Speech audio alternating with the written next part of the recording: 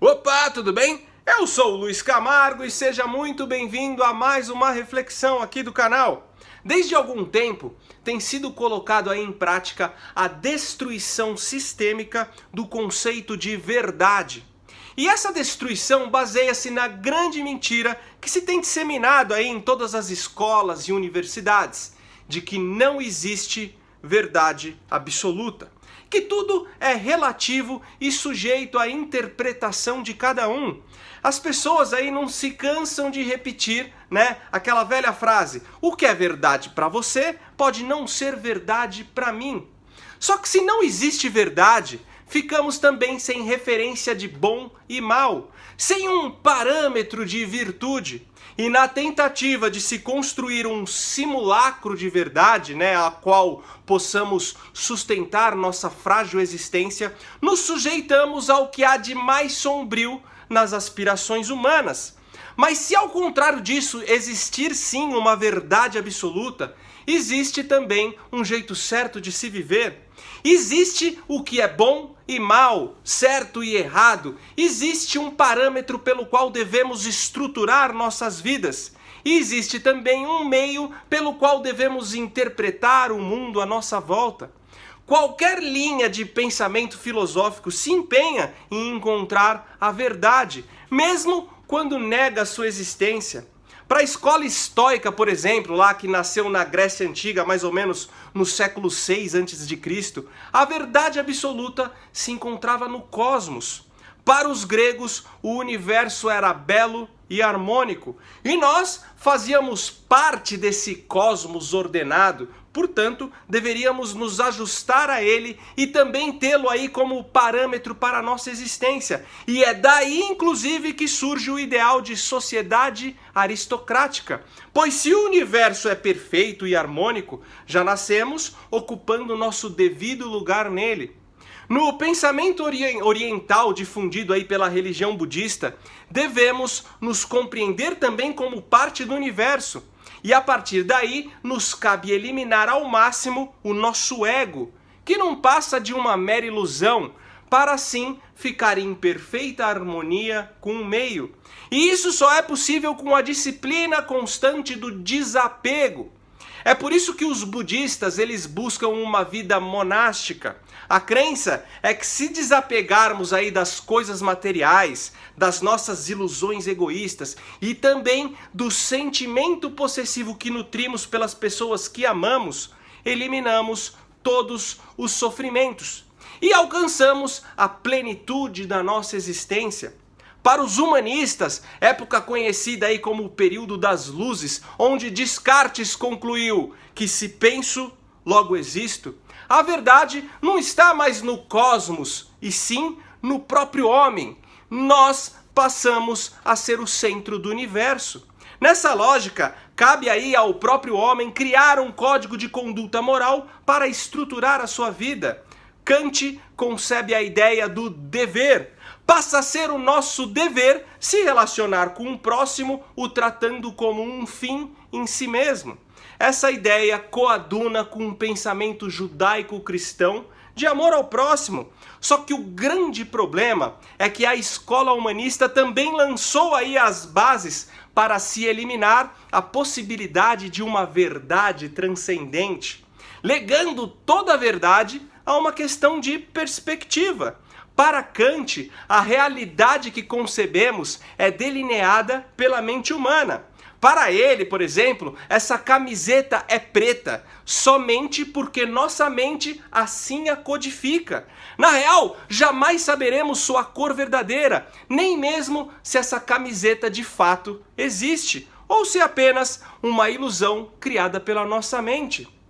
Mais pra frente aí, Nietzsche faz a seguinte declaração: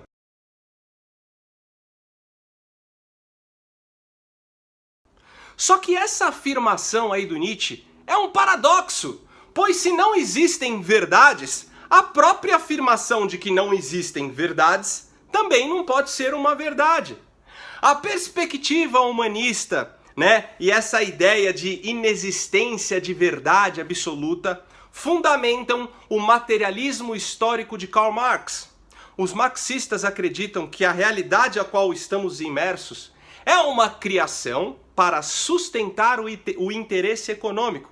Então, na ausência aí de verdade, tudo que elegemos como verdadeiro não passa de uma superestrutura fabricada de forma interesseira para justificar a exploração econômica dos detentores do capital.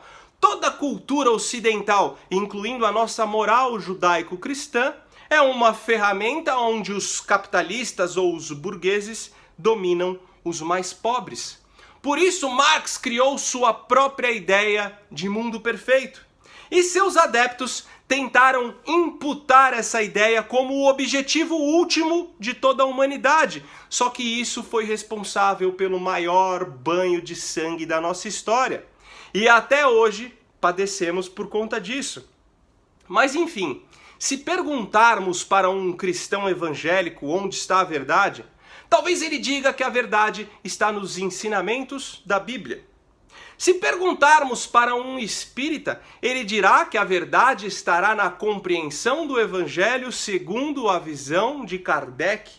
Para um muçulmano, a verdade está no Alcorão, nos ensinamentos do profeta Maomé.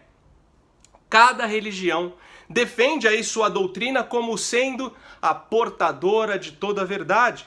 Mas diante disso tudo, o que de fato podemos considerar como verdade absoluta? Em qual filosofia devemos aí nos apoiar? Qual doutrina é a correta?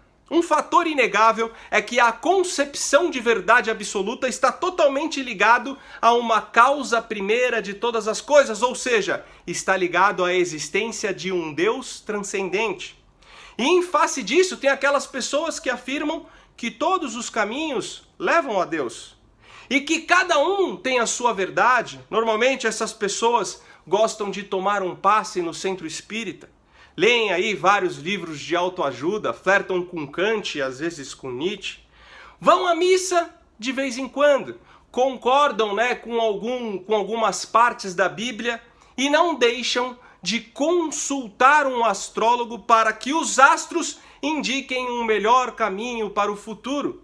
Muita gente encontra sua verdade, absorvendo um pouquinho aí de cada linha filosófica, um pouquinho de cada doutrina religiosa, e assim montam um caminho que lhe é mais conveniente.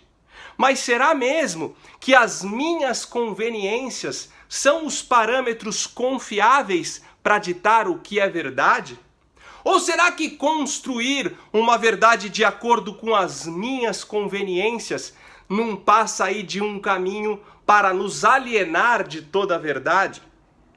Agora pensa só um pouquinho comigo. Na Bíblia, no Evangelho de João, capítulo 14, Jesus disse: "Eu sou o caminho, a verdade e a vida.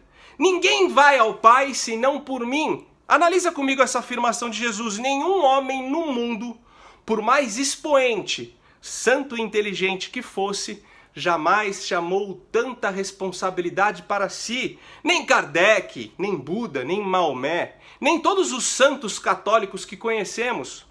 O homem, para fazer tal afirmação, nos leva a 3 conclusões. 1. Está completamente louco. 2. É um mentiroso inescrupuloso. Ou 3. Está falando a verdade. Dessas 3 conclusões, qual delas você escolhe?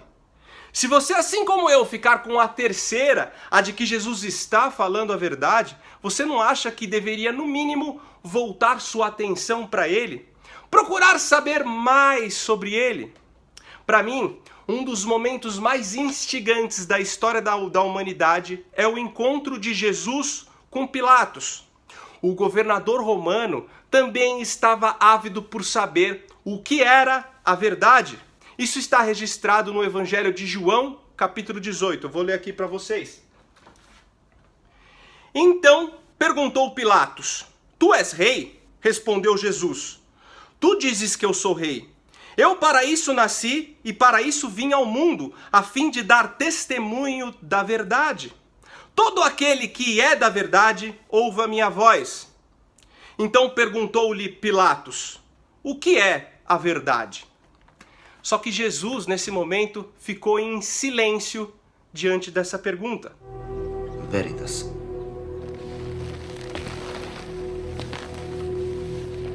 Quid est veritas? Quid est veritas?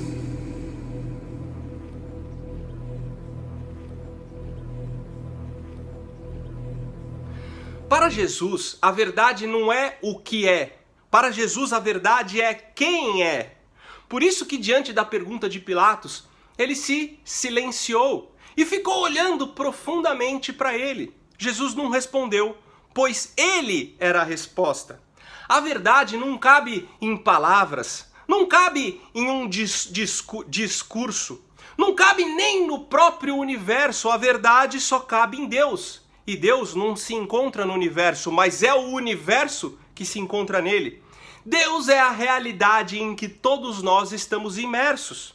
O Evangelho de João começa dizendo que no princípio era o Verbo, e o Verbo estava com Deus, e o Verbo era Deus. Depois no versículo 14 diz, e o Verbo se fez carne e habitou entre nós. O Logos que criou o cosmos harmônico dos gregos estava em Cristo e é o próprio Cristo. Jesus jamais ensinou a verdade, ele é a verdade. Portanto, conhecer a verdade é ter uma revelação acerca de quem ele é. E isso só é possível se os nossos olhos se abrirem para contemplar os olhos dele.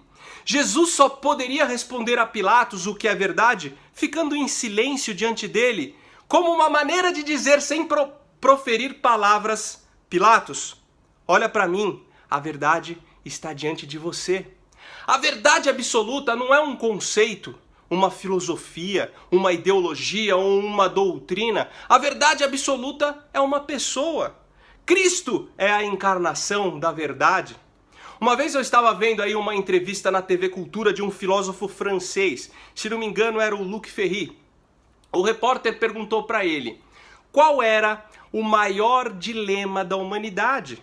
E ele respondeu de bate-pronto, que é se Deus existe ou não. Aí o entrevistador perguntou por que, esse seria o maior dilema da humanidade. Ele respondeu, porque se Deus existe, existe um jeito certo de se viver. E Deus existe sim. Se você quer conhecer Deus e saber quem ele é, basta olhar para Jesus. Jesus, além de ser Deus, é também o homem que deveríamos ser. Nele estão os parâmetros morais que devem ser perseguidos. E é através dos olhos de Jesus que devemos vislumbrar e decodificar o mundo à nossa volta.